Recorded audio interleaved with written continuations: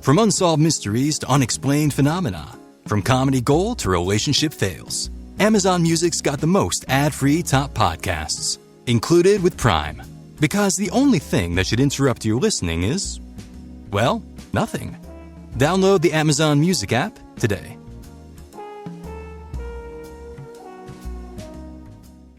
This podcast is sponsored by Talkspace. Last year, I went through many different life changes. I needed to take a pause and examine how I was feeling in the inside to better show up for the ones who need me to be my best version of myself. When you're navigating life's changes, Talkspace can help.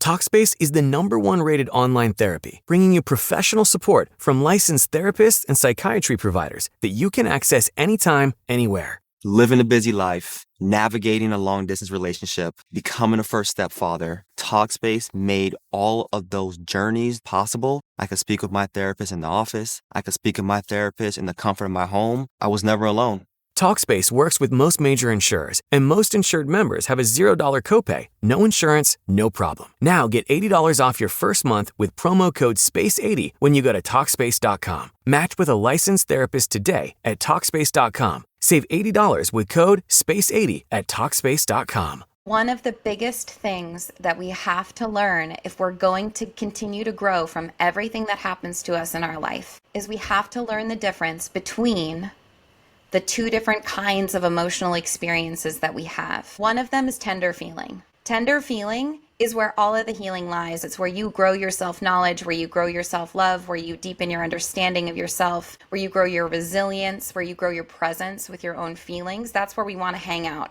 But the truth is, not all of our experiences are tender feeling. The other camp is resistance to tender emotion. So in that category is anger. In that category is blame, judgment, apathy, numbness. What else? Anxiety, anything, irritation, all the Asian words. Yeah. Irritation, frustration, agitation, right? All of those are in that. So what we need to know is that every single time, there are no exceptions to this, every single time you have resistant feelings coming up, there is always a tender feeling underneath, always. Leo season's here, and if you've been craving the courage to show up and be truly seen, I made something for you. Safe to Be Seen is my new seasonal workbook filled with soul-centered prompts, mirror work, and grounding rituals to help you embody your light without fear. This isn't about performance, it's about presence, and you're ready. Download it now at my website, empoweredwithmelisahepner.org, or you can go to my link tree on my Instagram, and there is a link directly there.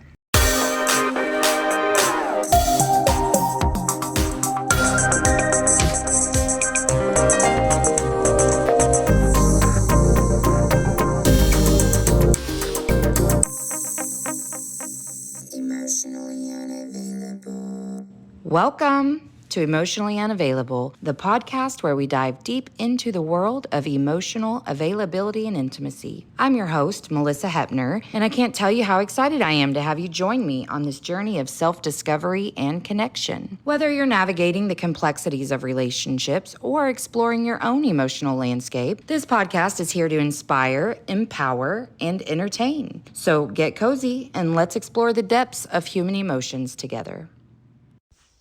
Hello guys, happy Monday. Hope you're doing well. I am doing well.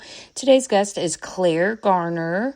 Claire is an intuitive emotional healing guide and the creator of Intuitive Emotional Healing, helping you build emotional competence, shift your patterns, and find your true north. Okay, is that crazy that that's the same verbiage I use? I'm going to keep going, but I just feel so connected to this woman.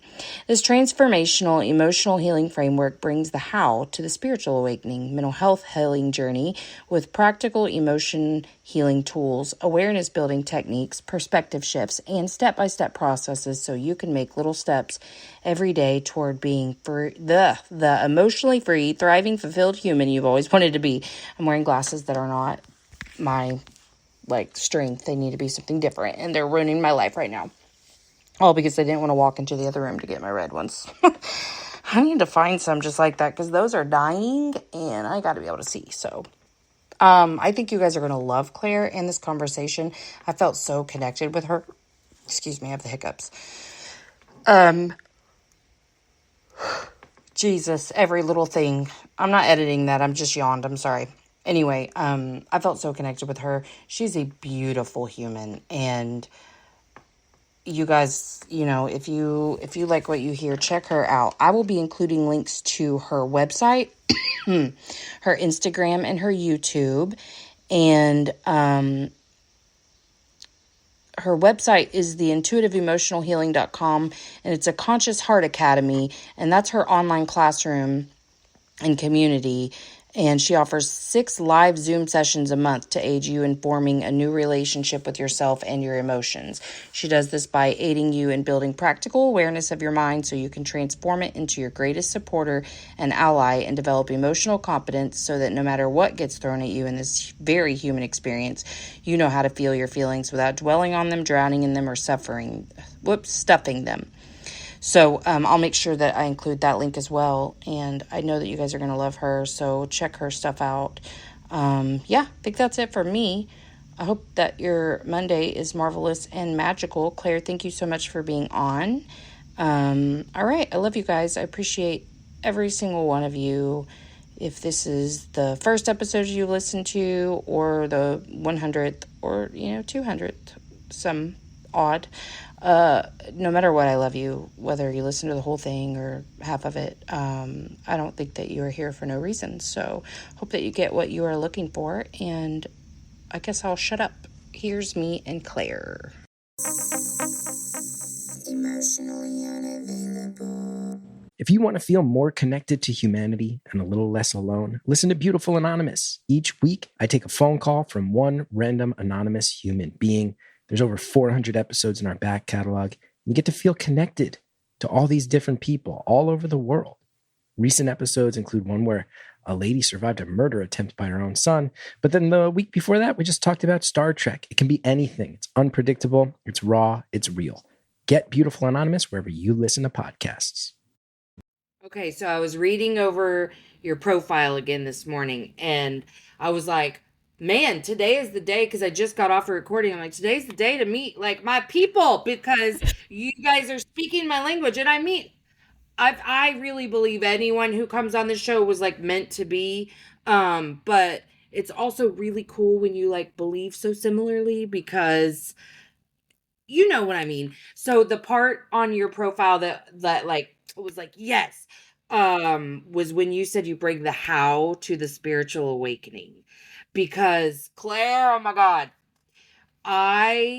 when I had my very first like, awake moment, there was this entire paradigm shift, and it's crazy because you will feel an internal shift. And then I had like a bunch in a row. Like, I mean, it was learning. But I was coming out of a really severe mental health crisis, and I was desperate to learn, so I was open. But even when that started, it wasn't until probably 4 months later when I met someone on my show who told me about a book called the Finding Peace Workbook. That happened to be the thing that really shifted me emotionally, because I learned how to quiet what was happening in my brain. Because what was happening in my brain was a bunch of shame, and I didn't recognize it as such. And I liked that book because it broke shame down into different archetypes. And so when a thought would come up, I could just name that. I could be like, oh, that's my royal, or that's this, or and then I'm not communicating with my brain anymore the way I was, where it was just like this nonstop just shit talk. I mean, it was awful, the things I thought about myself, said to myself, felt about myself. It was awful. So once I got all that, the spiritual stuff, man, it just expands that level of consciousness to where you're like, okay, I can view this like this, or I can step over here to the side, view it from a different angle, and it's totally different. And, I feel like a lot of the self-help big people are bypassing. They'll go straight to mindset or any of that stuff. And it's like, man, there's a fucking reason you had that mindset in the first place. So we got to address that reason alongside all of this beautiful spiritual stuff. Anyway, I am talking a lot. But I'm just so excited because you get it, I do. Yeah. Yeah. So what are you doing? I guess I'll just start here. What are you doing to show people the how? Well, I think the first thing just to bring is that, as you were just talking about, bypassing around it, not actually feeling the feelings as they're coming up doesn't heal the thing. It just Mm-hmm. causes us to cope, which is helpful if you're in a meeting or you're in the store or you're with people that you don't feel safe feeling around. It's good to know how to cope so that you can get through that situation. But if we don't know how to return to that later and then feel through what came in, one, we're suppressing things, which means we're pushing them into our field. We're holding on to stuff instead of letting it go. Also, something that we don't realize is that every time an emotion comes in, it's signaling to you that you're out of alignment if it's dissonant. And so there's information there about our path, about how aligned we are, about how consciously we're participating in our reality based on those dissonant emotions. So it's really important to revisit them if you can and feel them through, because you're going to get more self-knowledge. So the first thing is we have to recognize that there's value to the emotions.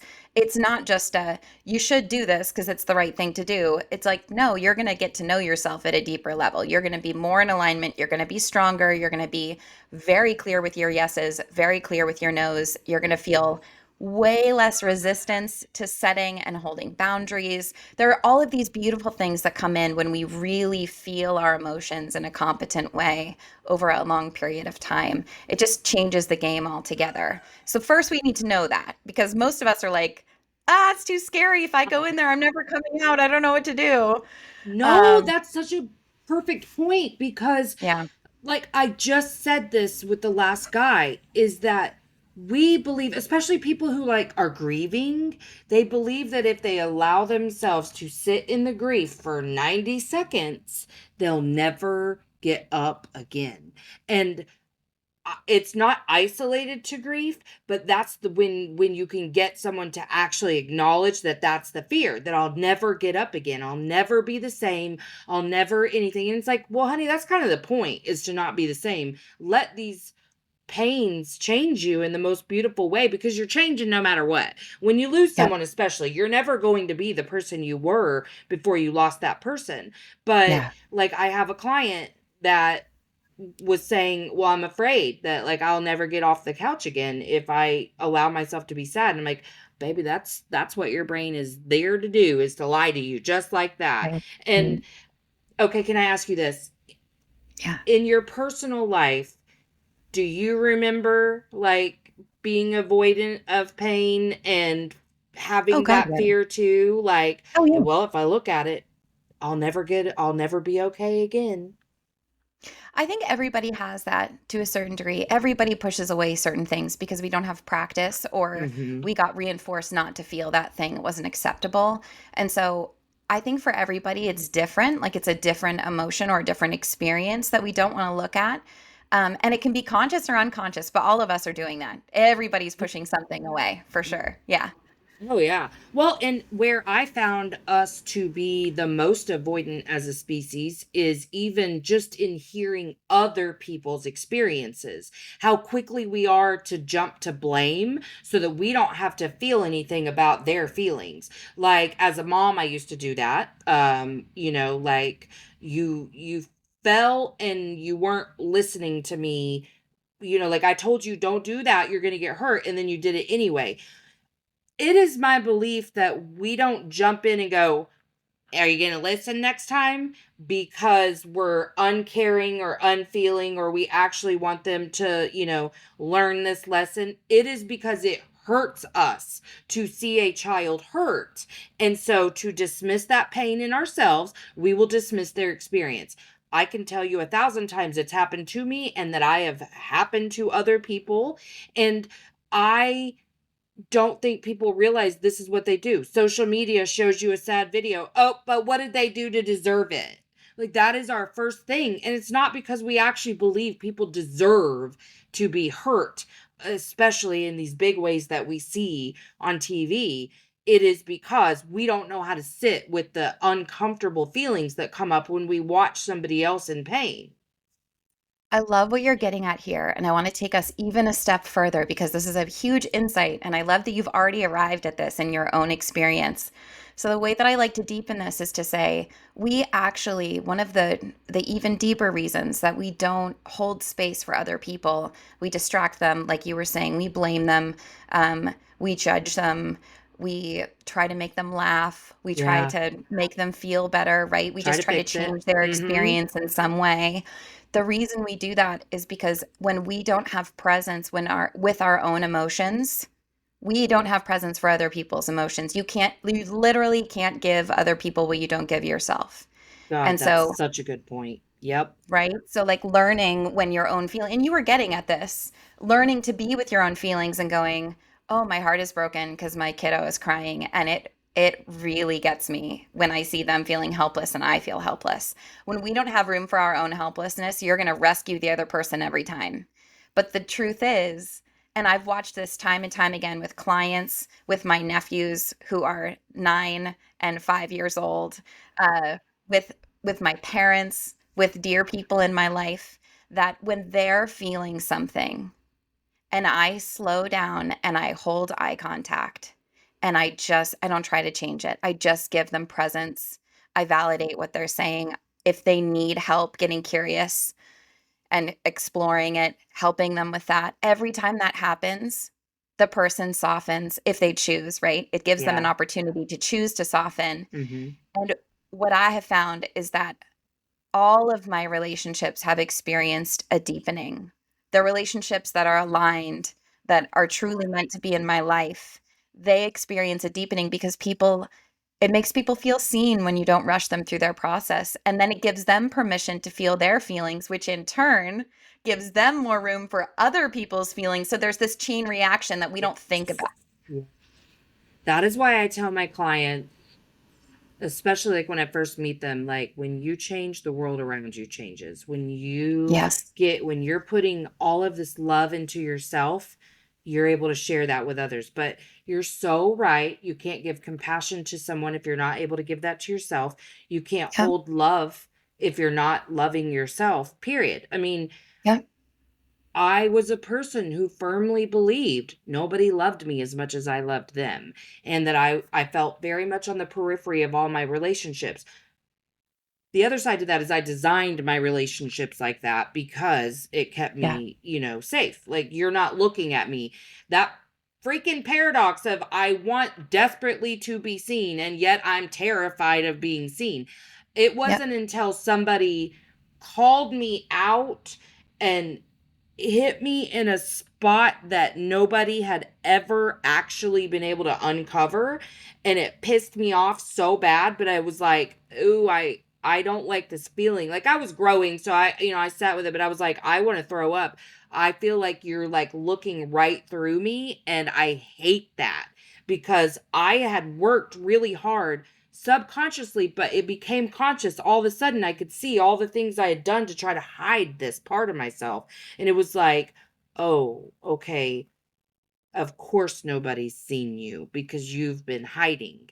But now I believe the only real love that exists is the one you cultivate within, and then you can like share that with others.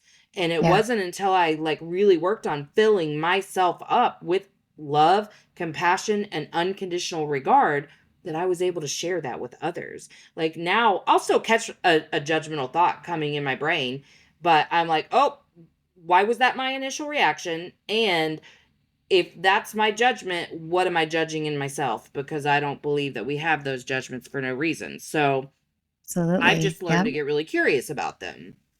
Yep. Yeah, our judgments are there to keep us from feeling whatever it is we're afraid they're about to receive or what we're going to receive if we're associated from them with them, right? So we're like Mm-hmm. the judgment is just a wall, just to cause some separation.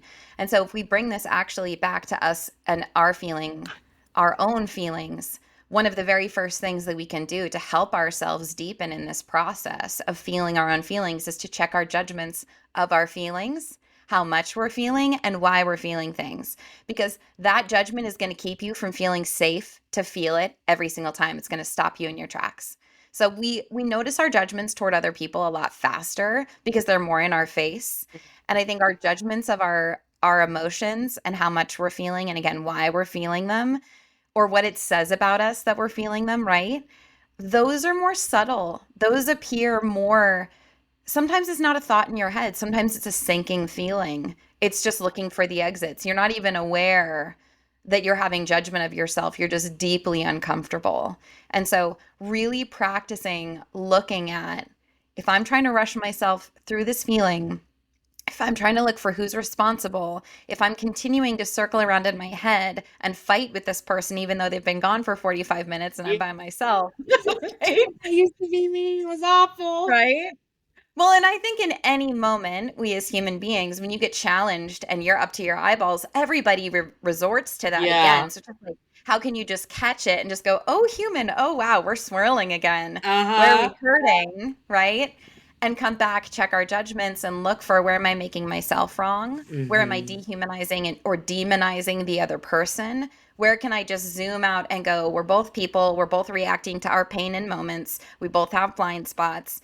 What's here for me to own? Where am I asked for to be speaking up for myself, to own my stuff, to be more honest? Where am I needing to set a boundary, right? Where am I needing to love myself more? Where am I needing to resolve and heal this judgment that I have of myself? So we're always being invited to grow in like everything that we come in contact with in our life, but we don't recognize it because we get so caught up on the other Oh, person. sure. So Mm-hmm. I feel like a huge part of my work is just turning the lens around and going, your work is with you always. And I love, Yes. Melissa, it seems like you've got this, like you know this. It's like Mm-hmm. when we return to ourselves and we stop looking at the other person, we finally have a moment to actually be able to affect change in our life. When we continue to Absolutely. stay focused on them, we spin our wheels forever, and then we wonder why we haven't healed the thing. It's because you're still looking at them. You have to stop looking at Right. them and come back to you. Which Yeah. now feels preposterous. Like, I can't believe I spent so much time in my life. Like, I've been married, fuck, since 2012. I can't do the math. Every time I'm Yep. like, oh shit, how many years is that? But this is Yep. my second marriage. And after that first year, I'm right back in the same mindset I was with the first husband. And just constantly shit bitching and you this and you that and you're not meeting my needs. All of the things. And honestly, it was astrology that really like gave me this awakening, because one day it said, it's time to address the dissatisfaction in your life. And I was like, ooh, gross. And then about 2 weeks later, my horoscope said, just check in on how you manage when people don't meet your expectations. And all I had to do was read it. And I was like, shots fired, because I knew expectations were the center of the dissatisfaction in my life. I'm over here looking at everyone in my life and going, you're not this, and I need this, instead of turning it around on me and going, how am I showing up for myself, with these people? What are my expectations? Why am I so sure that the things I expect can be equated to a need for my survival? Like just really digging into that stuff. And like once I realized that, and that we really are all just a mirror for each other, um I it I really believe it made me like a fucking great therapist, because when people come in, I'm like, I like the way you put it when you said zoom out, and I think that's so important. But I also love what you didn't say, which is it's also okay to stay zoomed in, as long as like you're processing that you don't have to rush to jump to bypass the really uncomfortable part of that, because it is pain that will help you grow. And so while you're sitting in that and you're letting your brain spin and do all the things that are just fucking terrible for you, that's okay. And I'll sit with you and I'll be like, okay, yeah, I'll validate, because like, yeah, your mom is a bitch. Like, absolutely, what she did was shitty. And here's the thing, not everybody would have gotten upset by that. So what is it? What's it hitting in you? What's stirring up? What are you not addressing? Where's your value and your worth here? Because I don't know, that if someone said that to me at this point, I just wouldn't be this affected anymore, because this is the way I would view that. Just shit like that. Because there's space for both perspectives. But I think that we're doing people a giant disservice by allowing them to stay just with that singular focus of like, well, victimhood. And that was the thing that I had to realize, that despite the bravado of my entire life being like, I'm not a victim to my circumstances, realizing that I had created a victim out of myself in every one of those scenarios because I didn't have control over everybody else in the world. And so, everything's just happening to me, for me. None of that was conscious. I had no idea I was covered in shame or felt like a victim in my, life. None of that. I didn't see any of it. It was all just like. If you want to feel more connected to humanity and a little less alone, listen to Beautiful Anonymous. Each week, I take a phone call from one random anonymous human being. There's over 400 episodes in our back catalog. You get to feel connected to all these different people all over the world. Recent episodes include one where a lady survived a murder attempt by her own son. But then the week before that, we just talked about Star Trek. It can be anything. It's unpredictable. It's raw. It's real. Get Beautiful Anonymous wherever you listen to podcasts. Little things that I uncovered here and there, but it's so true and it's important. And you're the only one you can fix. And this is your experience. It's not their experience. Like, if they're that toxic, then get the fuck out. Like, who cares? But where are you toxic? Because, baby, I was the problem. I was the problem. I think it's so important what you're saying, just this normalization that all of us create dissonance in our life. It's such an important thing to remember. Like, every single one of us, like you were talking about your marriages, we bring ourselves from our last experience into our next one. Mm-hmm. And so when we don't look at ourselves, we do have repeat patterns. And so I love your awareness that you're like, oh my gosh, I'm doing the same thing. Let me look at me. But I think where this gets tricky and where we as humans have a hard time juggling this in relationship is we go, if I'm always returning to me, then whatever you do is okay. And I just need to look at myself. And the truth is, there is this dance where we go, I deserve to be honored. I deserve to be celebrated for who I am. Mm-hmm. I deserve to be treated well. And so there is this dance when it comes to two people, and this isn't just romantic relationship, this is friendships, this is professional relationships, this is every relationship in your life. There is this delicate dance that all of us do, and only you know how to do it, where you go, what is the balance here? How much space can I hold for your humanity, knowing your level of awareness, what you're working on, how much you love me, the way that we're able to repair after we have a hard time? How much can I hold space with all of that? And how do I deserve to be treated? And how are my Yes. needs not getting met here? And those two things have to be in balance in order for us to stay in a relationship in a healthy way. And so the thing I always love to bring people to is, in relationship, one of the biggest myths that we have all bought into on some level is, if I'm expressing a feeling or need to you and you hear it and then you express a feeling or need to me, the greater feeling or need wins Oh, yeah. and the one that didn't win goes away. Mm-hmm. All of us do this. And by when, you must meet the need. I expressed it, so now it's your job to meet it.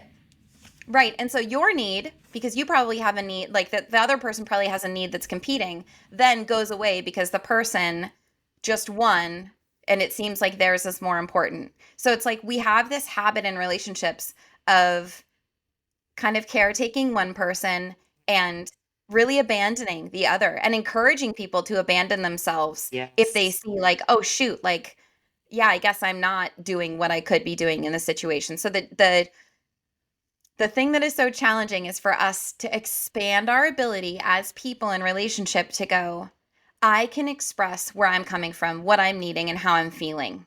And I can put that on the table. And then I can take a deep breath. And I can open up more space on the table for you now to say how you're feeling and what you're needing. And then we both, after that happens, get to take a breath and hold both at the same time. Yes. Neither one of them needs to go away. Right. But then usually this is where we go, wow, now everybody has all of the information. And now we probably need to take a pause and go feel what we need to feel before we move forward, because I'm going to bet everybody's got feelings and it's probably not a productive time, right? So like taking a break, Mm-hmm. Yeah, and I really sucked at all of this before because my Leo moon ass made me believe that my feelings were more important. Like my experience was worse is how I felt it. Like any scheduling conflicts or like if I felt just overwhelmed and whatever, like you're not doing enough.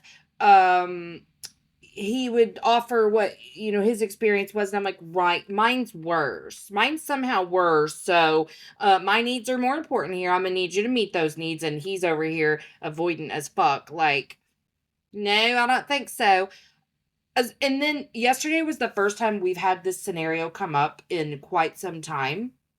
But well, I used to fight for justice. Okay, so like if we were fighting, it was going to be fair. So if you did something that I can't really get back at you for, I'm going to choose to hold on to the rage that I feel for as many years as it takes. I'm so serious. I cannot believe we're still married. I mean, truly, because I was not nice. I was not nice, and if he wasn't so avoidant, he probably wouldn't stay married to me, but like he can forget really quickly. But I was so mean because I'd be like, "Oh, no, no, no, no. Well, I have to punish you because that's the only way this is going to be fair because I can't do anything else to like feel equal playing ground." But yesterday, we got into a little bit of a stalemate, and I was fucking pissed, but it was my first time to really practice this. But I asked him when he was going to reconsider getting a storage unit because he and my sweet daughter have huge loss wounds, and it makes them hold on to shit for far too long. And we just did a huge room clean out for her with me promising I would not get rid of any of the things that she took out of her room until she was ready, because I don't want to make it worse. I want to work through this with her. Unfortunately, he is not, progressing in this area, so he is not getting rid of any of his shit. My husband. So they both are like this, but he's got a lot of shit in this house, and I'm like ready to get the house clean and organized. I've spent a year chilling with my family, like backing off because I used to be that nobody fucking helps me, la la la, that person. And I've just been living in filth for a year because I can't change them. I'm not going to nag them to death to do, and I didn't have the capacity to teach everyone systems that they weren't interested in learning, so I was like, you know what?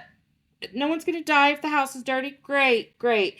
But now, like, I'm like, okay, I might die. I'm done. Like, I want a clean house again. I want organization. I want to go back to the things that we used to do to keep things clean. And I enjoy cooking. I want a space to do that, things like that. Well, so I said the thing about storage, and this is the first time he has said to me, honey, storage is off the table. I'm not doing it. We're not going to spend this much money per month, blah, blah, blah. The level of rage that I felt at him using the words off the table, I was like, because I'm not making enough money to pay for it myself because I'm an entrepreneur, okay? So I'm still trying to grind on that. But so he would be the one that has to pay it. So I don't get a say in this, And I was like, did you just fucking use the words off the table with me? Like, that is so shitty. And I can recognize that I'm just triggered right now because I don't feel in control. So let me work through this. And then I was like, okay, I just don't think your language is fair. And I don't think this is fair. And I'm really pissed right now. And then I was just like, there really isn't a resolution to this, like right now. In this moment, we're not going to get, because that was the way I used to fight too, is we're going to get to the end so that I can feel better. Like that, whew, okay, that's over, moving on. There had to be a start and a finish to everything. But yesterday, I suggested a couple of things, like, okay, maybe we could do this and this. We could work together, and it would be a long process, but this might, work if we were to do this. He's agreeable. And I'm like, okay, well, I'm still pretty pissed at you, but I'm a chill. And then we just kind of separated so that the energy could diffuse because it was feeling really big for me.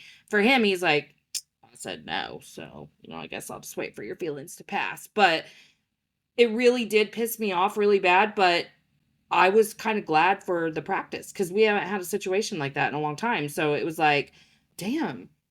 I'm okay that I got really pissed off because, see, 6 months ago, I would have gotten really mad at myself and ashamed myself for being messy, for even allowing the argument to get tense, or because you're supposed to be perfect, Claire.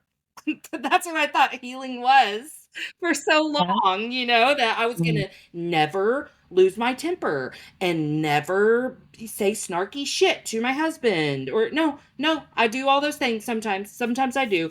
The You're a difference is human. now that I can still fucking love myself even whenever I act like an asshole. This brings up such a good point, Melissa, because there is this box that we put ourselves in that goes, spiritual people don't get mad. And the truth is, spiritual people are connected to their authenticity. That's Mm-hmm. what it is. And everyone gets mad in moments. And so can we just break down anger here for a minute? And this actually brings us back to the very, very, very beginning when you asked me how I bring the why to Yeah. this whole experience of spiritual awakening. So, one of the biggest things that we have to learn if we're going to continue to grow from everything that happens to us in our life is we have to learn the difference between the two different kinds of emotional experiences that we have. One of them is tender feeling. Tender feeling is where all of the healing lies. It's where you grow your self knowledge, where you grow your self love, where you deepen your understanding of yourself, where you grow your resilience, where you grow your presence with your own feelings. That's where we want to hang out. But the truth is, not all of our experiences are tender feeling. The other Mm-hmm. camp is resistance to tender emotion. So, in that category is anger. In that category is blame, judgment, apathy, numbness. What else? Anxiety, anything, irritation, all the Asian words, Yeah. exasperation, irritation, frustration, agitation, right? All of those are in that. So, what we need to know is that every single time, there are no exceptions to this, every single time you have resistant feelings coming up, there is always a tender feeling underneath, always. And so if we want to get to the healing when we get pissed off, you're a human, you're going to get pissed off. I'm so Mm-hmm. glad that you're normalizing that. Allowing that to be part of your experience without shame is such a big deal. So good for you for doing that. So now the next step is to go, I got angry. If I'm feeling rage, I really care about what's happening right now. Mm-hmm. There's a part of me that deeply needs something different here. We don't get mad about stuff we don't care about. So Right. thank God we've got our anger to let us know, human pause, you really care, slow down. This needs your attention. Okay. So we're grateful for anger. But the thing we don't know is that if we stay in anger for too long, all we do is kick up more and we're going to keep the resistance active. And that just drains our energy. It wastes our time and our energy and causes fracture in relationships. So, when you feel your anger, name it. If you need to scream, if you need to like punch a pillow, if you need to go like run, do whatever you need to move that hot, fast energy through your body. But as you're doing that, keep one eye focused on, where is this coming from?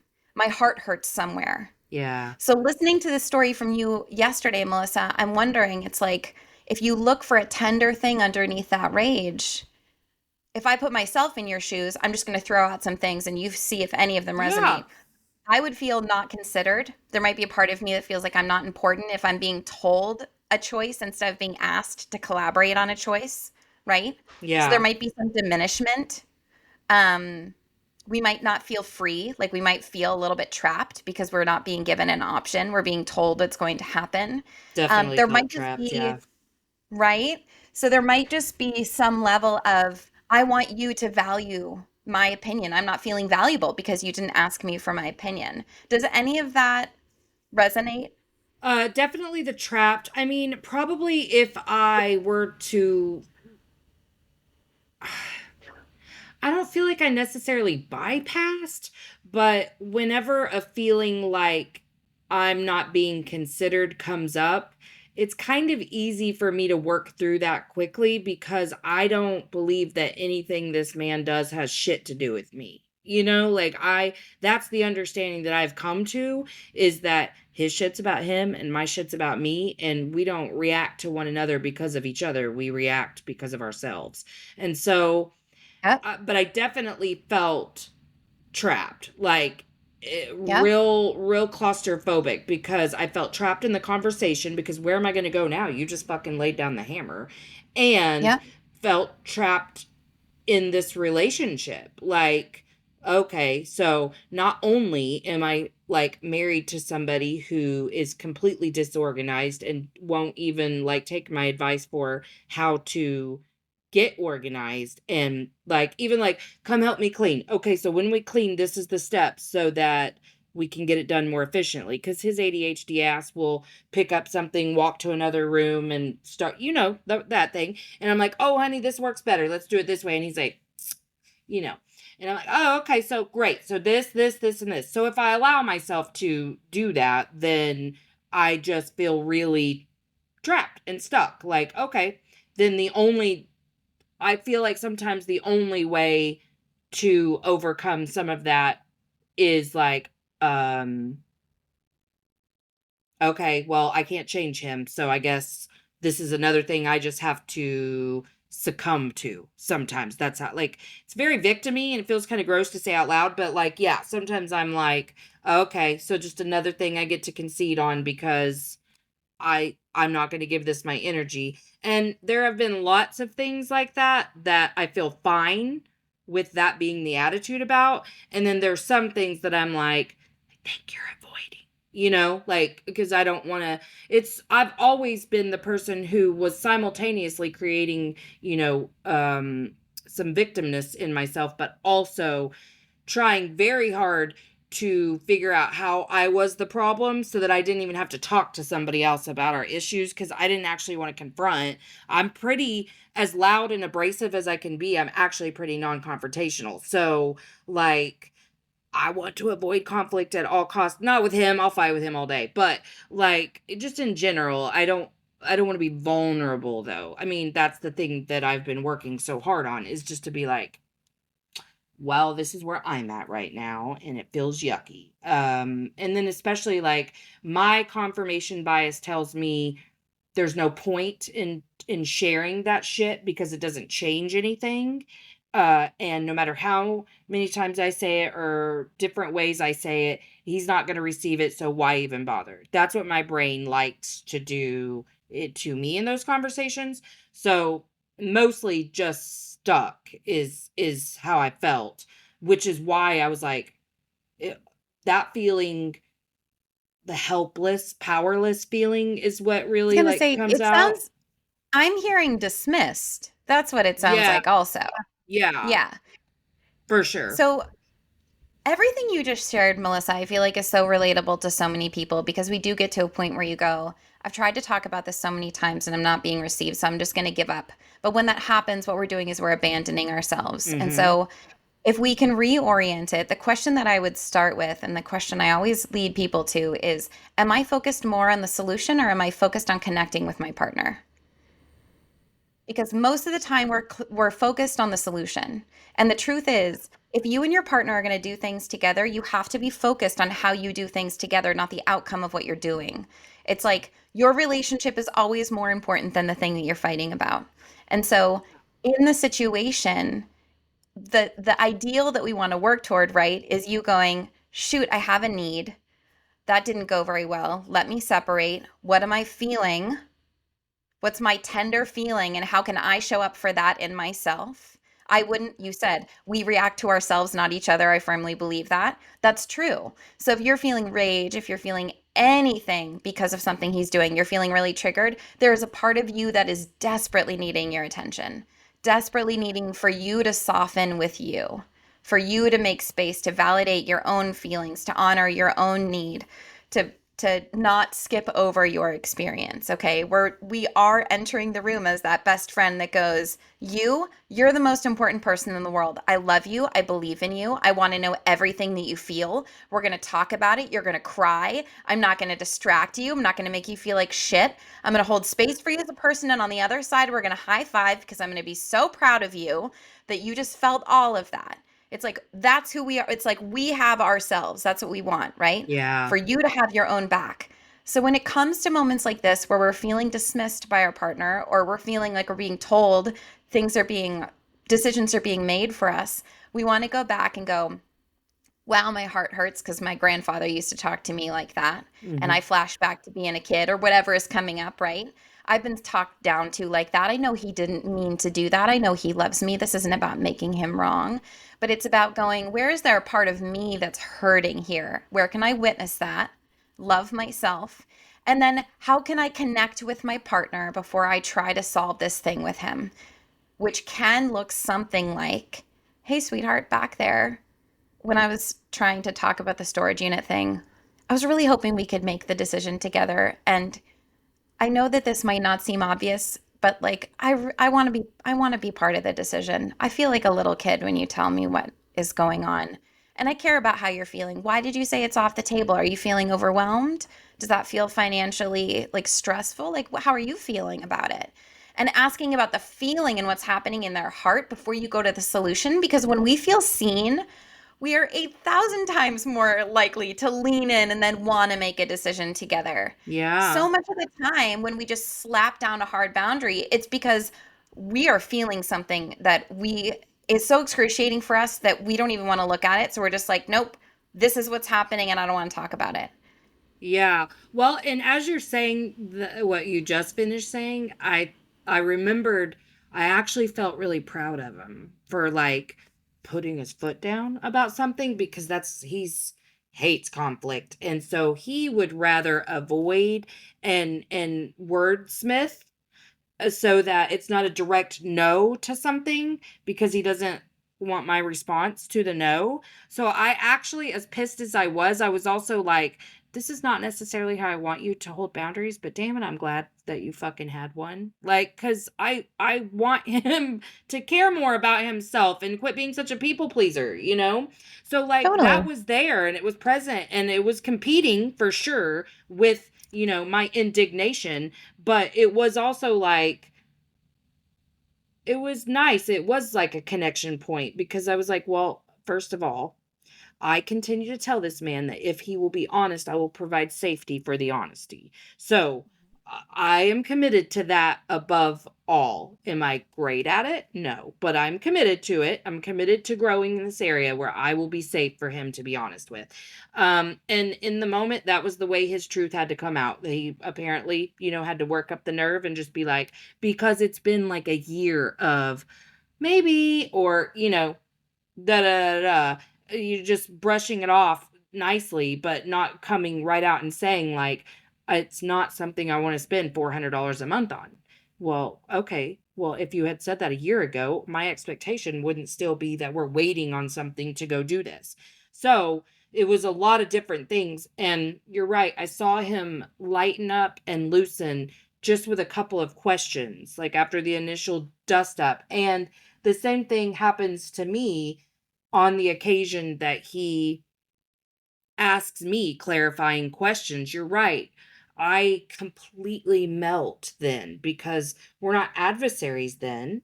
We're working together here to accomplish something. Like that's the thing. We both want a cleaner house. We want organization. He wants me to be happy. He's my number one fan, literally. So it's not that any of the things he's doing is trying to communicate to me how he values himself over me, but this man has a real scarcity mindset sometimes about what you should and shouldn't spend your money on. And we have very different opinions about whether or not a storage unit is worth our money. So, yeah, I definitely noticed him shift whenever, I decided, okay, the only way to not be pissed about this anymore is just to like move on for now and then ask a couple of questions. We're jiving then because neither one of us are like feeling like we're in opposition with one another, you know? Totally. And I'm glad that you guys can get into that level of curiosity with one another. I think if I'm just going to challenge you just a tiny little bit more, Yeah. Melissa, because this is where we can get into even deeper healing. So the rage feeling that you had that came up is a really powerful thing. And when we decide, I can just be okay with this, I can see what's happening with him, so I can move on. What we've just done is we've taken all of that energy that was generated from that experience, we've rationalized it, and we've pushed it away. Hmm. None of that was alchemized. And so Do we do that in moments as human? Yeah, we do. That's like a part of the human experience. But the invitation, if you want to alchemize that energy, is to go, this has nothing to do with him and whether or not he's valid. I am proud of him for the way that he showed up. He is really growing as a human being. I am so grateful for the way that we were able to come together. And there's a part of me that probably felt small back there. There's a part of me that didn't feel seen, that didn't feel heard, that didn't feel honored. And that's about me with me. And so if I go back, I encourage people to put themselves back in the situation, like write about it, talk it out loud, and really practice. This is where I have visual exercises for people. I lead people through mirror work, but this is where we want to connect into our own humanity, because it's really easy, like we were talking about in the beginning, to go, no, I can see what happened for him, so my needs go away. His need won here. And it's okay. We're moving forward. It's fine. My need doesn't need to be part of this. Yeah, it does. Yeah. Our needs don't go away. And it's going to Yeah. resurface. It's going to come No, up again in a different way. absolutely. I Right? agree. Yeah. And also, I felt like some of the other solutions that we came up with, since getting the storage unit isn't going to be possible, felt fine for the moment. What I actually thought was, like, at the end of the whole thing, like, I didn't want to give any more energy to it, but what I actually thought was, we might actually just be too different.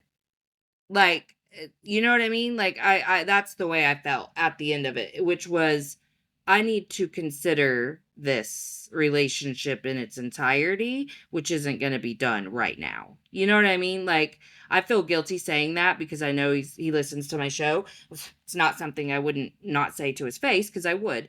But, like, because oftentimes so much of me trying to let things go or whatever is like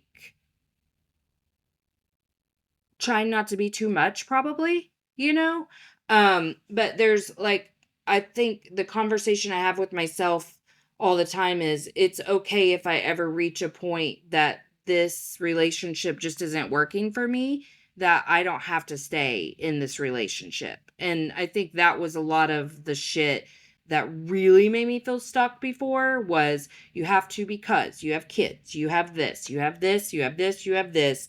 So, like, it was more something that I said, I don't know about this right now. I'm not, like, I don't feel 100% sure that this is where I need to be right now. That's how I felt. That's how I feel still today. I mean, not because just of that, like, it's shit like that all the time, but I just didn't want to give it any more power, because it's internal work that I have to do on my own. Like, there was no more, like, conversation to be had. Does that make sense? Totally. No, it does. And Melissa, I'm not saying that anything needs to change with him. What I'm saying is, when we have big things like this, where we're at odds with someone we love, and then we move on from it and we realize, I am still thinking about that conversation. There is still a part of me that feels a little bit pissed off about that. Like, there is a part of me that's chewing on it still. That's our indication that there's energy left over from that interaction that hasn't metabolized. And your body's going, you could still move this through. You're still a little triggered. You're still a little agitated. You're still questioning your worth. You're still rationalizing it. It's just your body's indication that there's just something left over. It's not that you did anything wrong. It's not that you came to the wrong solution. It's just going, there's just a little part of you that needs your attention. And so in this work, when I talk about shifting from the other person to ourselves, it's literally going, all right, I'm replaying that conversation in my head. So part of me needs my attention. If I look back at that version of me back there that was in that room having that conversation, and I walk in and I look at her, I don't want to look at him. I don't want to look at the house. I don't want to look at anything we were fighting about. I want to look at her. What was her facial expression? What is she feeling? What is she not willing to look at? Where is she abandoning herself?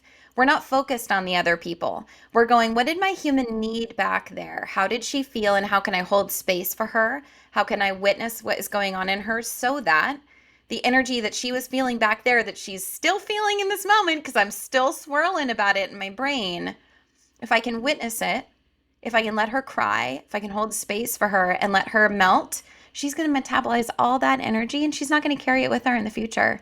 She's not going Yeah. to be thinking about this 4 months from now. It's going to be gone. And she's going to be softer with her partner next time, clear about her boundaries, and probably have more curiosity and more willingness to participate in that kind of conversation in a different way without the same amount of rage. So it's like, Well, and what do you think there's nothing about wrong.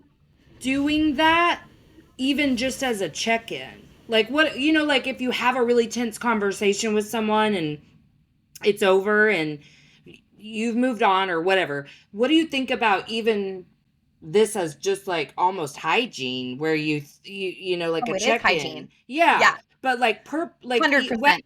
you feel like it's completely resolved or not, like just to like 'cause that's I really like to do that. I like to look back and go, I didn't I didn't get to that feeling that I really want to be in. So, is there something I could have done or been different in that moment? I like to reflect like that. What do you think about that just like as a regular practice? It's interesting that you bring this in because this kind of work I first started doing intuitively just for me back in 2019.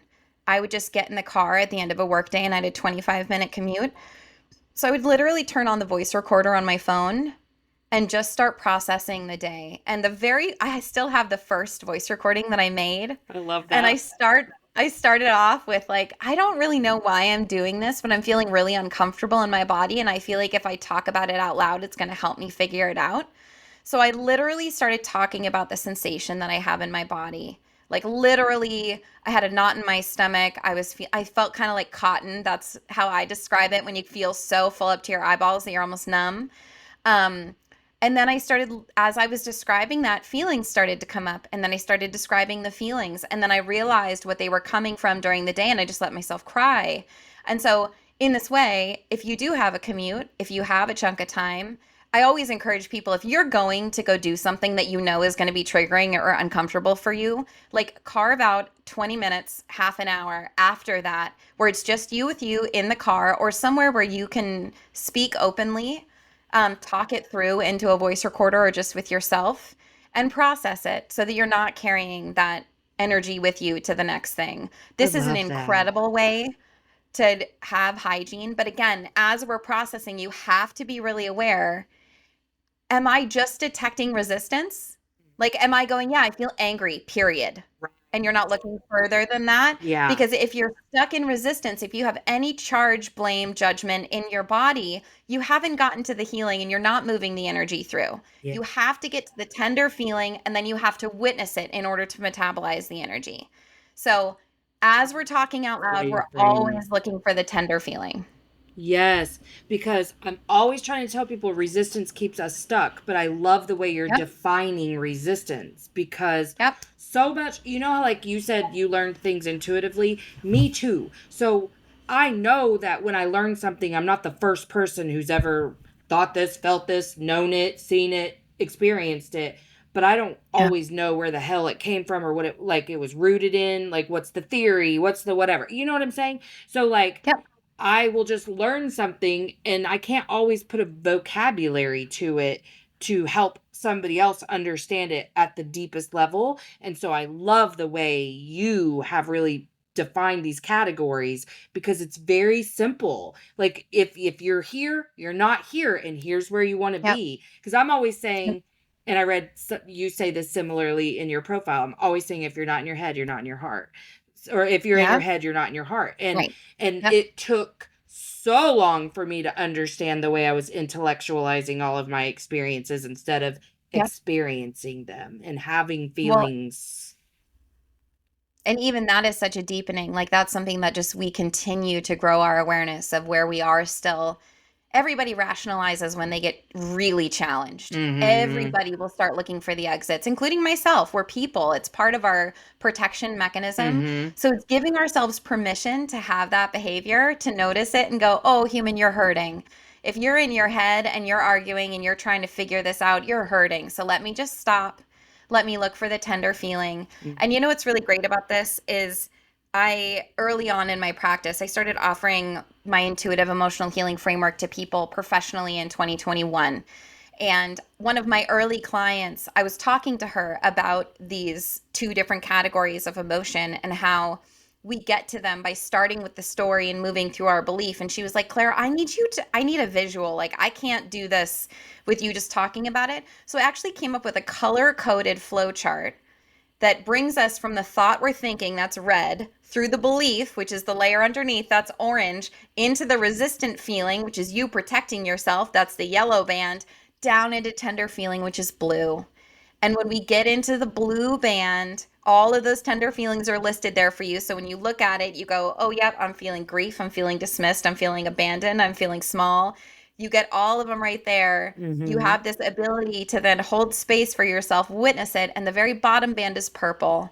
And when we move through that blue band, that tender feeling, and we actually alchemize the energy, where we end up is down in the purple band, which is where we have more love, more connection, and a restored sense of safety in our system. That's where Mm-hmm. we want to live from every day, is from a place of love, safety, and connection. And the only reason that we get triggered is because we are afraid we're going to lose one of those, or we are losing one of those. And so when we become aware of this and you see it laid out in this flow chart, it makes it so much easier to be able to navigate Yeah. through it. I call it the layers of feeling. It's one of the things that I have in my community for my folks to help them make sense of this process. I love it. Oh my gosh. I really love your framework.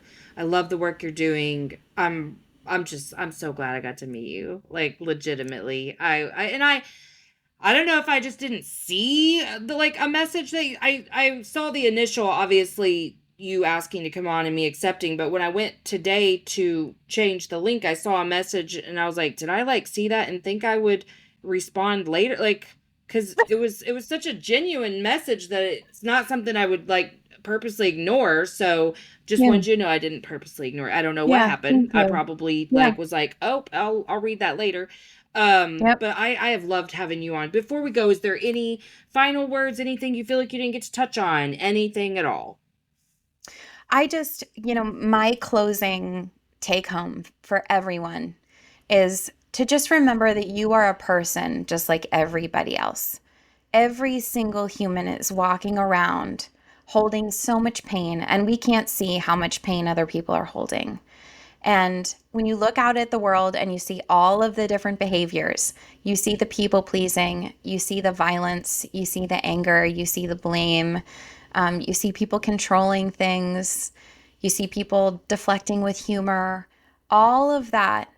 All of those different behaviors are just people pushing away their pain. That's it. Anybody who numbs with food or sex or exercise, they're just pushing their pain away. That's all. And so we don't like to think of people pleasing as being in the same camp as people hurting each other. But the truth is, they're both the same thing. They're both a hurt human not knowing how to hold their pain. So when we just remember this, it doesn't mean that we excuse behavior. It doesn't mean we allow ourselves to receive abuse. It doesn't mean that we enable each other. But what it does mean is it goes, when I act in a way that I'm not proud of, can I just remember that I'm a human and that everybody does this in some way? Mhm. And if I can hold a little more compassion and understanding for my ways that I create my own dissonance and my own friction, and I can just offer my human a little bit more permission to be a person, not make it wrong, catch my judgment, and then learn to feel my feeling, what's going to happen is I'm going to start to dissolve that behavior that I don't like that I do in the first place. Mhm. That puffing up that I do, that people pleasing that I do, that numbing out that I do, that blaming that I do, that controlling that I do, whatever it is that I wish I didn't do, that behavior is going to melt the kinder I am to myself and the more willing I am to feel my feeling, because I'm not going to be trying to run from my feeling anymore. Mhm. And as that happens, our relationships heal. We have less judgments of other people. We have more space for other people, as we were talking about earlier. So, this really does come back to us looking for our own humanity. I would encourage you to start doing this in the mirror. Look in your own eyes. Look at that human who's looking back at you and go, can I start to look at you, human, and recognize your value? Recognize where you're trying, where you are authentically beautiful, loving, generous, kind, funny, endearing out in the world? Can I just start to recognize you in a 360-degree kind of way? Still going to hold you accountable. We're still going to, continue to try to grow. We're still going to own our stuff with other people, but can I also celebrate you? where you authentically deserve some credit for being a good human being walking the planet. Because if I can start doing that and I can start looking at myself in a more holistic way, I'm just going to have more love for myself, and this whole process is going to get easier, and I'm actually going to heal a lot faster. So look for your own humanity, connect in with it, and this is all going to get easier. Perfect. Thank you so much. I'm serious. I've loved this conversation.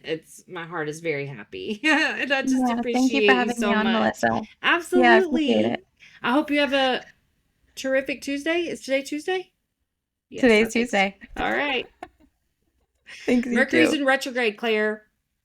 Okay, There you go. I'm gonna stop recording.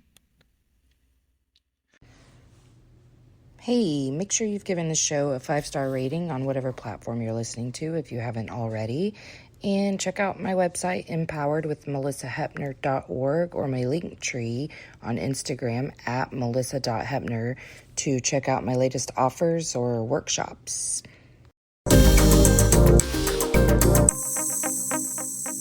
Emotionally unavailable. All right, that's it from me. So make sure that you check out the show notes for links. And until next time, let's all just keep swimming. Emotionally unavailable. INDEPE and cut.